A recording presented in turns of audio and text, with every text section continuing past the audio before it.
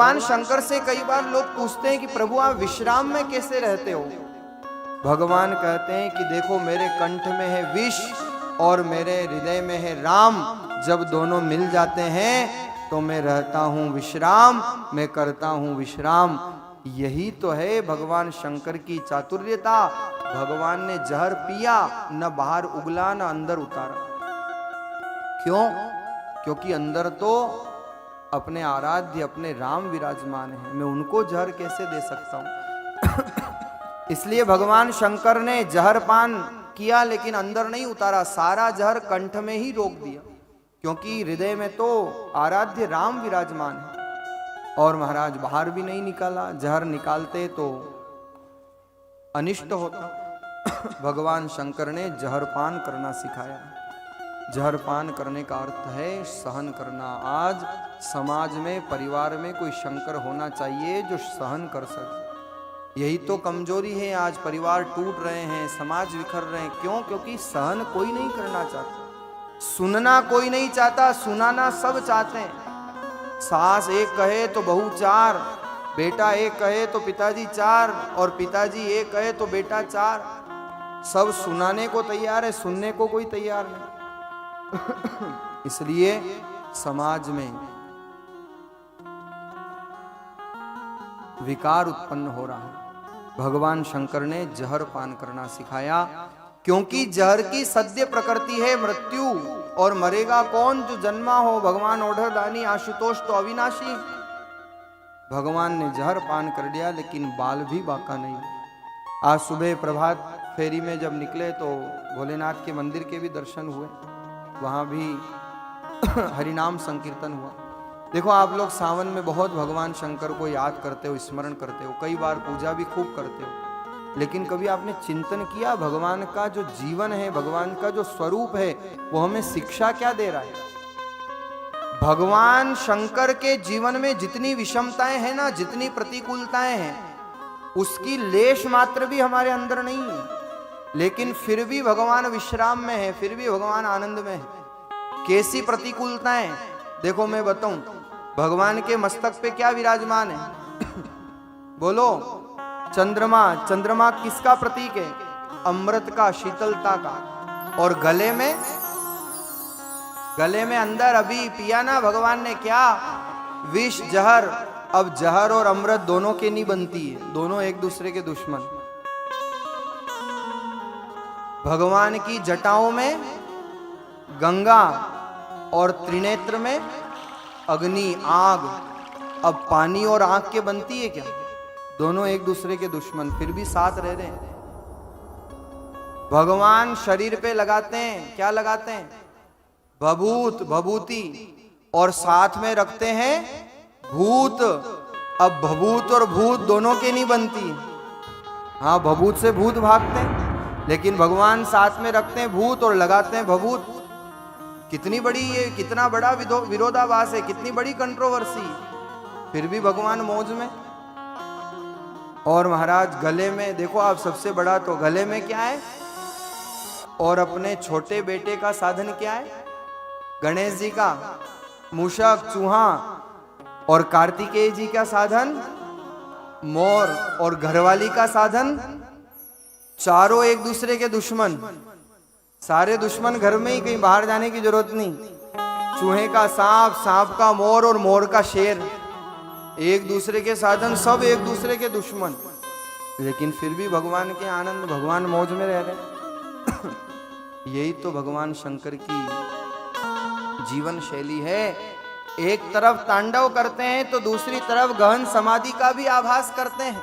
हजारों वर्ष की समाधि, दूसरी तरफ नृत्य कर रहे हैं, तांडव कर रहे हैं, दोनों एक दूसरे के विरोधाभास। इसलिए जीवन में भगवान शंकर यही समझा रहे हैं, जीवन में चाहे प्रतिकूलताएं कितनी भी हो, लेकिन महाराज जिनको भगवान का आश्रय है, शिवजी निज दिन राम उचारे, राम बिना दूजो नहीं दारे।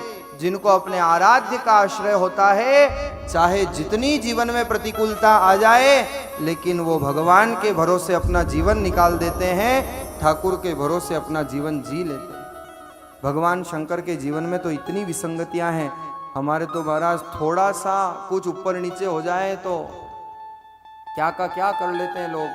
भगवान को मानने के लिए तैयार नहीं, भक्ति छोड़ देते हैं, भजन छोड़ देते हैं। भगवान ने हमारा ये काम नहीं किया, भगवान ने वो नहीं किया, लेकिन केवल हम अपने स्वार्थ के लिए ही भगवान को मानते हैं। विचार करना, चिंतन करना। इसलिए महाराज जीवन में भगवान शंकर ने जीना सिखाया है और जहर पान किया है, लेकिन जहर का असर नहीं हुआ। देवता लोग लौट गए। आप जिस भूमि पर बैठे हो ये वो भूमि है।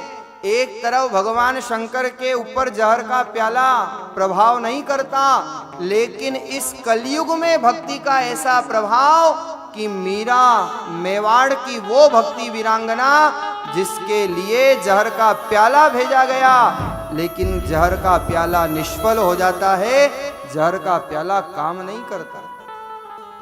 ये भक्ति का प्रभाव।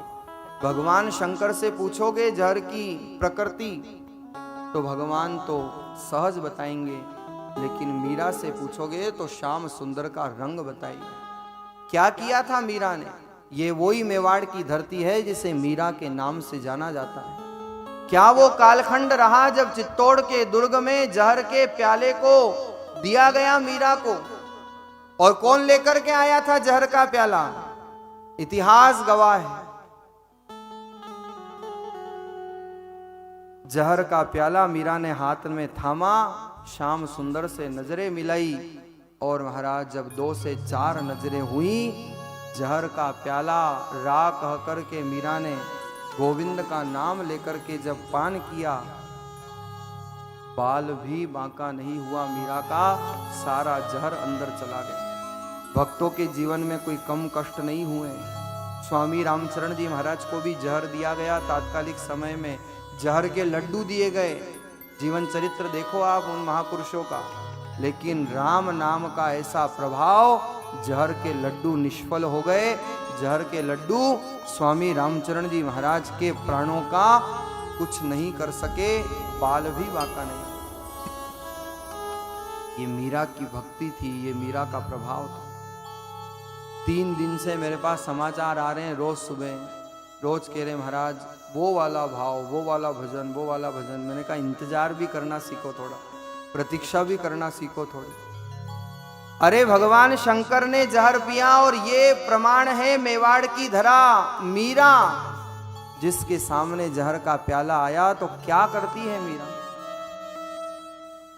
जहर का प्याला राणा भेजिया, दीजो मीरा ने जाय।